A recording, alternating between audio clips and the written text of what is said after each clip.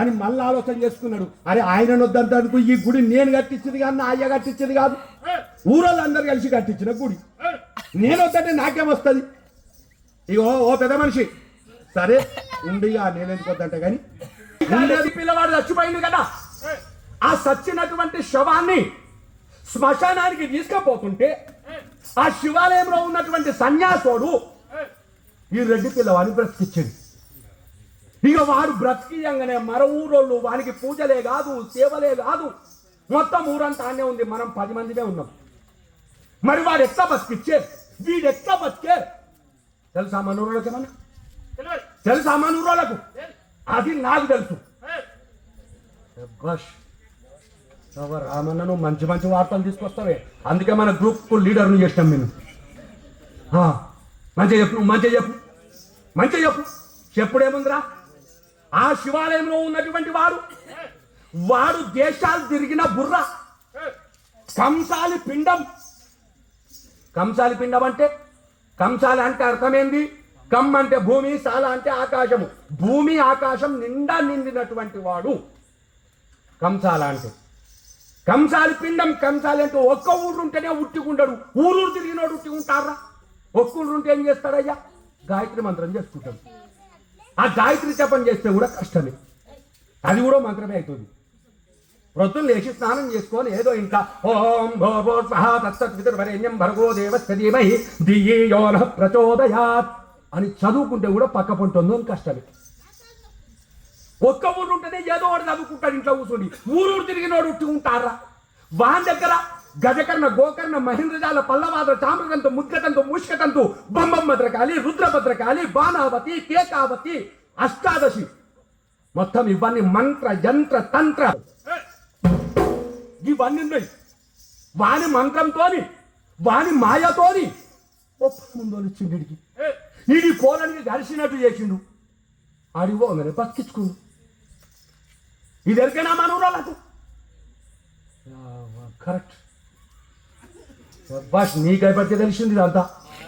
మరి మంచి గుర్తు పట్టేను. మరి ఏం చేద్దాం? వాడిని ఊళ్ళకెళ్ళి వెల్లడించాలంటే నేను ఒక ఉపాయం చెప్తా. మరి మీరంతా నా మాట పడబెట్టారా? అదే మరి మాట మీదకెళ్ళి నేను చెప్పినట్టు వింటారు కదా. చెప్పు రమణ, నువ్వు చెప్పు, మంచి ఆలోచన చెప్పు.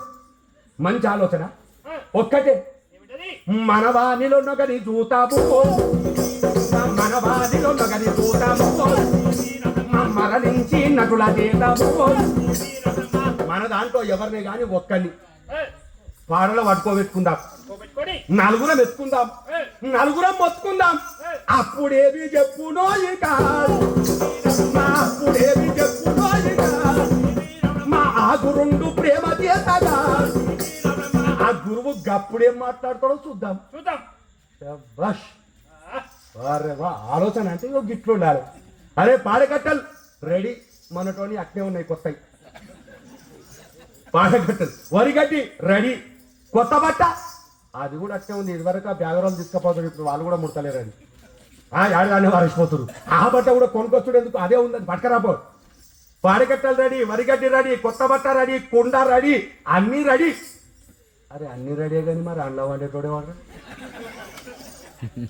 అన్ని ఉన్నాయి కానీ అన్నం వండేటోడు ఏం మాట్లాడతావు రమణ? అరే మొదటికెళ్ళి ఉపాయం చెప్పుకొచ్చుతోని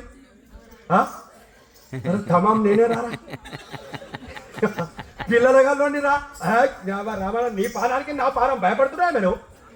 అరే రమణ స్వామి వేసుకో వేసుకో వేసుకో వేసుకో వేసుకో వేసుకో అన్నారా? అటు ఇటు బుద్ధిగా ఇచ్చారు. అందుకే చెడపకు రాసిపడేది అన్నారు.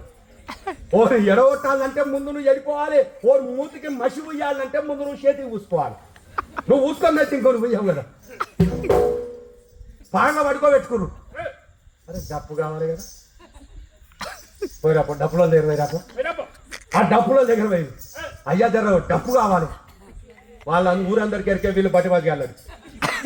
వాళ్ళన్నారు డప్పు ఎందుకురా, మేము శవం ఉన్నదే బట్టేవాజీ శవం ఎక్కడదిరా, మాకేమన్నా శవం ఉంటే మాకు మొదలే వస్తుంది, మా వార్త ముందే వస్తుంది. మీరేమో కథలు పడుతున్నారు, మా దగ్గర డప్పుకి ఏం లేదు. ఇప్పుడు మేము రామన్నారు వాళ్ళు. ఎవరు రాకుంటే పోతూ ఓ డప్పు మాకే అయ్యా, మేము కొట్టుకుంటాం.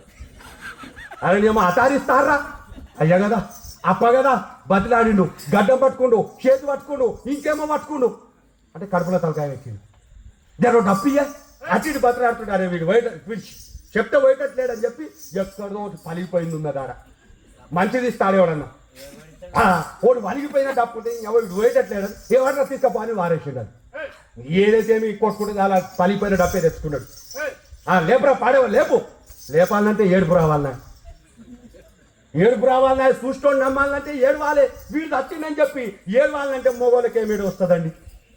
వీనికి అయ్యేది వచ్చినా ఏడువ రాదు, అవ్వలు వచ్చినా ఏడువ రాదు. ఏమేడుస్తారు గంతే. ఏడుస్తే ఆడవాళ్ళు ఏడవాలి. ఆడవాళ్ళు ఏడుస్తే ఈ వాడకెళ్ళి ఏడుస్తే పక్క వాడకెళ్ళి వస్తుంది ఇంకో అమ్మ, ఆడికెళ్ళి వస్తుంది బ్రష్ చేసుకొని. వారికి ఒకనాటి శ్రమ కాదు, ఎప్పుడు చూడు పోరికి ఇదే కష్టం. ఊకో ఊకో బిడ్డ ఊకో ఊకో ఊకో. ఈమె దుడువా ఆమె దుడువా, గొడవలని ఖరాబ్, తోవంతా ఖరాబ్. మరి ఏడుస్తే ఆడవాళ్ళు ఏడుస్తే అది వినసొంపు ఉంటుంది. ఈ ఎవరికైనా దయా కనికరం కలుగుతుంది అంటున్న ఆడవాళ్ళు ఏడుస్తే. ఎందుకంటే వాళ్ళు 2 తాళాలను బట్టి ఏడుస్తారు. పద్ధతిగా వరుస మీదకెళ్ళి 2 తాళాలు ఉంటాయి వాళ్ళు ఏడ్చేటి. ఎట్లా ఏడుస్తారు అనుకున్నావు ఆడవాళ్ళు? ఈడ అయ్యేది వచ్చిపోతే బిడ్డకు ఆడ మనిషి చెప్పి రావాలి. పోయిండు బిడ్డ అయిపోయిండు రా, అయ్య అయిపోయిండు, రాత్రి అయిపోయిండు రా అనగానే బిడ్డ ఆది తాళం అందుకుంటుంది. ఆడ చెప్పగానే ఏమంటది, ఓ నాయనో నా నాయనో ఏమైతే అయ్యో. పెద్ద లొల్లి కీకలు, పెద్ద శబ్దం. ఉన్న వాళ్ళందరూ వస్తారు, అయ్యో పోయి అయ్యో పోయిందట, అటు బుద్ధిగా ఇచ్చారు, పో బిడ్డ ఇక ఆడిగో. బస్ ఎక్కించారు. బిడ్డ ఆడికెళ్ళి ఈడికి వచ్చింది. ఆడికెళ్ళి కుదుకుంటే రావట్టే ఈ కుత్కాయతో పోయింది. ఇంటికి వచ్చేవారు అయ్య దగ్గరికి వచ్చేసరికి కుత్కే పోయింది. ఈడేడవకపోతే చూసుకోడు ఎక్కించేటట్టాయి. అయ్యో సచ్చినోని బిడ్డనట కంటకెళ్ళి నీళ్ళు వస్తలేమంటారు. ఈడేడవాళ్ళంటే ఆది కాలం అందుతలేదు. ఇక అప్పుడు ఆట తాళం ఏడుస్తారు. ఎట్లా మంచిగా తలకాయ కాడ కూర్చుండి ఇగో గిట్టారి పెద్ద మనిషిని దగ్గర కూర్చొని పెట్టుకొని, నాయనా నా నాయనా మొన్న ఇంటికి వచ్చింది అయ్యా, మంచిగా పుట్టికూరండు బిడ్డ నాకు ఇష్టం అన్నాడు. పుట్టికూరడితే పుక్కడంతా తిన్నాడు. తిని బిడ్డ ఇంటికాడ పయ్యా ఉన్నదిరా, అది నీ పేరు మీదే ఇచ్చా, నేనున్నా లేకున్నా నీకే ఇస్తా బిడ్డ అన్నాడు. అంటే ఇన్నటోడేమంటాడు, అరే వాడు దచ్చినోడేదో ఆవట ఆడవిళ్ళకి ఇస్తా అన్నాడట్రా, ఇచ్చేయండి ఆ పిల్లకే ఇచ్చేయండి అంటే ఏడుచుకుంటే ఇంకో ఆవు తీసుకుపోడు. అట్లా ఆడవాళ్ళు ఏడుస్తే వినసొంపు ఉంటుంది, ముచ్చట ఉంటుంది, ఏడుపు ఉంటుంది. నువ్వు వింటుండు, చెప్తుంటారు, ఏడుస్తుంటారు. ఇక మగవాళ్ళు ఏం ఏడుస్తారయ్యా, ఇట్లా చేతులు పెడతాడు, అలా తలకాయ పెడతాడు. నువ్వు 3 బజార్ల కాడ ఏడుచుకుంటావు కూర్చో. చూస్తాడు ఏమంటాడు, ఎన్ని పడ్డాయి రవి, ఇంకో పావడితో చక్కగా ఏడుస్తుండేది.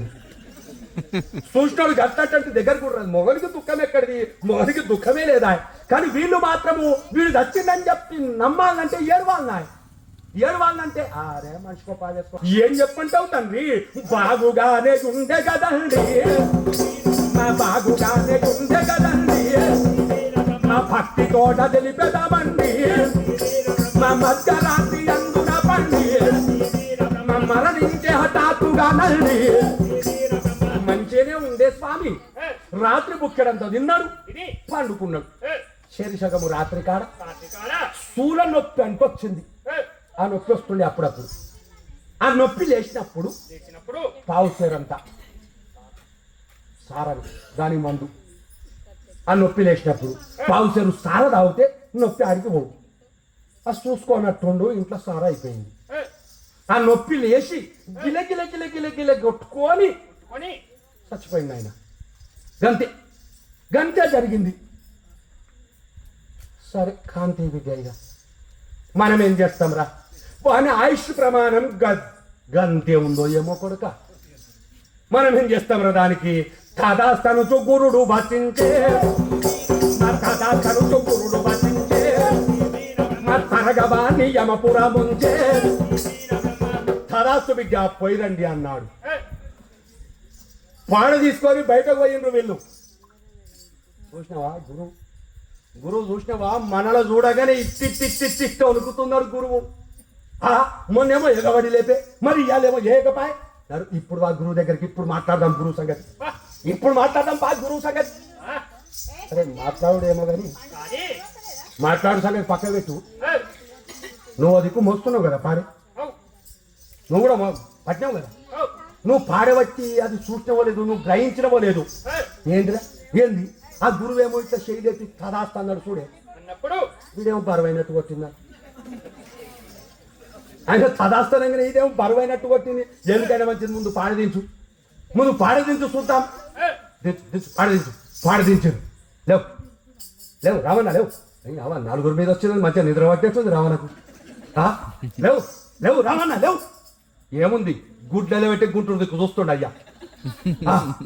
కాళ్ళ కాడ కదిలిస్తే తలకాయ కాడ కదులుతున్నాడు. నిజంగానే మరణించాడు మజ్జిగ బాధలు విలువ బలుగాడు. ఎంత నవ్వుతున్నారు వారు, అంతకన్నా ఏడుతున్నారు. ఆ పాడల వంటూ నీ ఆత్మ ఎప్పుడో వెళ్ళిపోయింది. వీళ్ళు ఎంత లేపినా గాని లేవడం లేదు.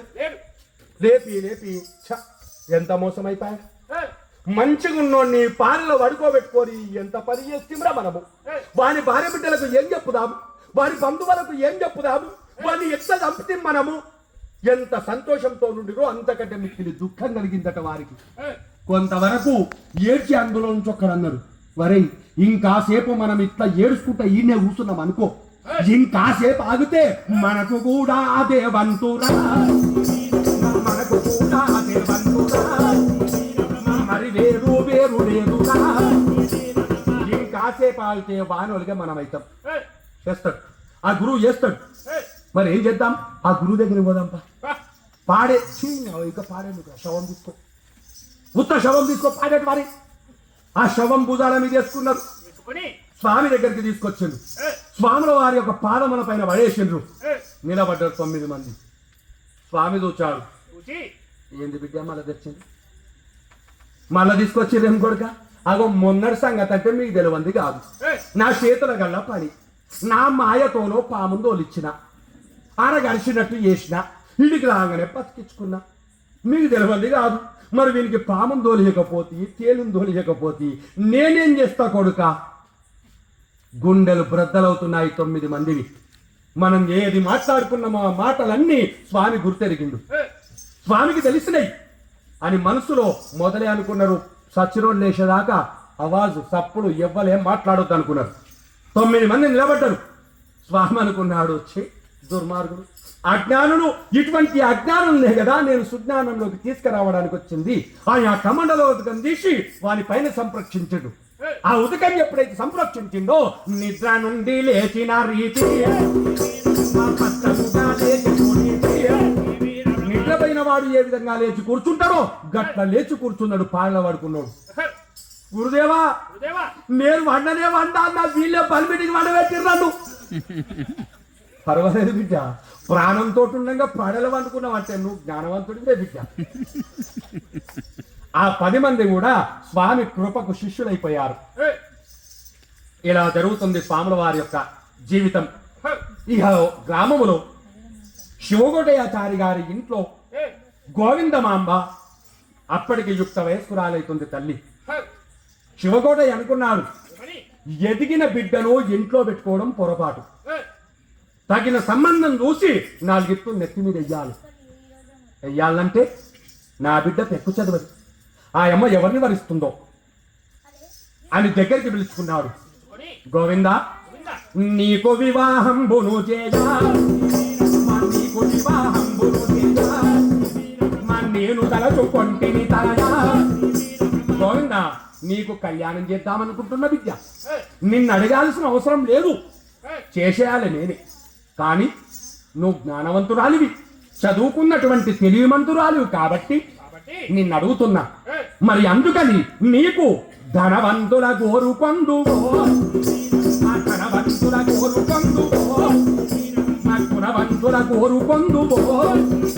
నీకు ఎలాంటి వరుడు కావాలి? ధనవంతుడు కావాలన్నా, గుణవంతుడు కావాలన్నా, రూపవంతుడు కావాలన్నా, అంశవంతుడు కావాలన్నా మనకు తక్కువేం లేదు బిడ్డ. నీకు ఎలాంటి వరుడు కావాలంటే అలాంటి వరుణ్ణి వెతికి తీసుకొస్తా. నాయనా, నా పెళ్లి కొరకు అంత తొందర ఎందుకు నాయనా? ఆ మాట మాట్లాడకు బిడ్డ.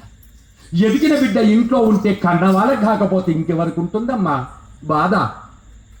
ఒక కయ్యకు చేతిలో పెడితే నా బరువు తీరిపోతుంది. నేను అడిగిన దానికి సమాధానం చెప్పు, అవన్నీ మాట్లాడకు. ఎదురు ఎలాంటి వరుడు కావాలి నాయనా? అయితే మీరంతా అడుగుతున్నారు కాబట్టి చెప్తున్నా వినండి. నా వరుణు గురించి మీరు ఎక్కడో వెతక అవసరం లేదు. లేదా మరి ఎక్కడున్నారు? మన గ్రామంలో ఉండు నాయన. మన గ్రామంలోనా? మన గ్రామంలో ఎవరున్నారు బిడ్డ? మన గ్రామంలో మనది ఒక్కటే విశ్వబ్రాహ్మణది. మన గ్రామంలో ఉన్నది ఒక్కటే మన ఇల్లు. ఎవరు తల్లి? చెప్తాను నాయన. ఎవరున్నారంటే మన గ్రామములో నదిరిగేడు, మన గ్రామములో నదిరిగేడు, మన్నించి తెలిపెదానండి మా సన్యాసికి ఇవ్వుడి నన్ను, మా చాలా శుభము కలుగునే ఉన్ను. మన గ్రామములోకి అప్పుడప్పుడు వచ్చి 4 ఇళ్ళు భిక్షాటన చేసుకొని పోతాడు చూడండి ఆయన. అది శివాలయం పూజార్య. వాళ్ళు జంగమోళ్ళు, మనోళ్ళు గారు. జంగమైన కాదు నాయన, ఆయన ఎంబడి ఇంకో ఆయన ఉంటాడు చూడు. ఈయన సన్యాసోడా? సన్యాసి. ఆయనకి ఇవ్వండి. సన్యాసిక? చి చి చి చి చి చి ఏం మాట్లాడుతున్నావు బిడ్డ? కుల గోత్రముల తనికి లేవు, మా కుల గోత్రముల తనికి లేవు, మా కుల గోత్రము కలుగుదానవు. ఆ సన్యాసి వాని కులమేంది, వాని గోత్రమేంది? చి చి చి చి చి చి వానికి ఇవ్వగాక ఇవ్వ, కాకపోతే బండ కట్టి బాయిలో పడేస్తా. 4 ఉంటాయి కాళ్ళు, మొత్తం కలుపుతావు. బండ కట్టి బాయిలో పడేస్తా కానీ సన్యాసి మాత్రం ఇవ్వ. బిడ్డ మంటి పెద్ద బిడ్డ పుట్టనే కూడదు. పుడితే ఇలాంటి చెడ్డ పేరు తినకూడదు. పుట్టనే కూడదు. పుడితే ఇలాంటి చెడ్డ పేరు తేవద్దు. ఒక్క కన్యాదానము కన్నటువంటి వారు తన బిడ్డను కన్యాదానం చేసేటప్పుడు పురోహితుడు మంత్రం చదువుతుంటాడు, నీళ్లు పోస్తుంటారు. సప్తదానాలలో కన్యాదానం ఒకటి. తల్లిదండ్రుల చేతులతోని కన్యాదానం